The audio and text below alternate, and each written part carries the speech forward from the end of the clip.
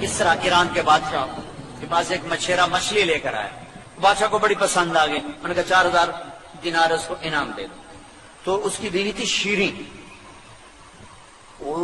اس کو بڑی تب چڑھی. وہ کہنے لگے اللہ کے بندے یہ مچھلی پر 4000 دے رہا ہے, کل کو کسی فوجی جرنیل کو 4000 دو گے تو وہ تو کہے گا یہ وہی 4000 ہیں جو مچھلی والے کو دیے تھے, یہ تو تیرے خزانے پر بوجھ پڑے گا, واپس لے. وہ کہنے لگا میں بادشاہ ہو کے کیسے واپس لوں؟ انہوں نے کہا میں تمہیں طریقہ بتاتا ہوں, اس کو بلا کے پوچھ یہ مچھلی نر ہے یا مادہ. اگر وہ کہے نر ہے تم کہنا مجھے مادہ چاہیے تھی بھائی پیسے واپس کرو. اگر وہ کہے یہ مادہ ہے تو تم کہنا مجھے نر چاہیے تھا بھائی پیسے واپس کرو. انہوں نے کہا یہ ٹھیک. یہ مجھے لطیفہ یاد آیا کہ جو آدمی زکات دیتا ہے وہ نہ سخی ہے نہ بخیل ہے, وہ درمیان میں ہے.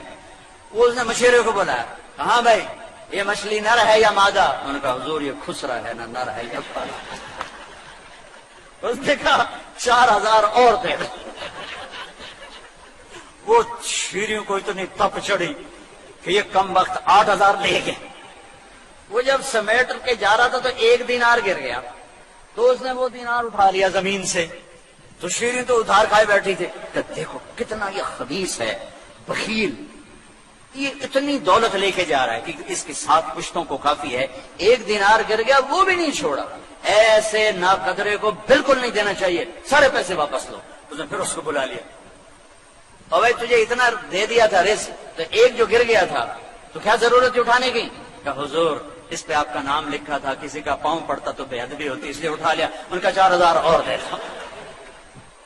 زکات دو, زکات سے بڑھ کے دو. یہ عورتوں کے پاس زیور ہوتا ہے, خود ان پر زکات فرض ہے, ان کے خاندان پر نہیں ہے. یا ادا کرو یا بیچ دو, یا زکات دو یا بیچ دو, تقسیم کرو اور حساب کر کے اپنی زکات دو. زکات سے بڑھ کر دو. یہ اللہ کو قرضہ ہے, جتنا دو گے اللہ واپس کر دے گا, جتنا دو گے اللہ واپس کر دے گا. کوئی اللہ کوئی خزانہ میں کمی تھوڑا ہے اس کی.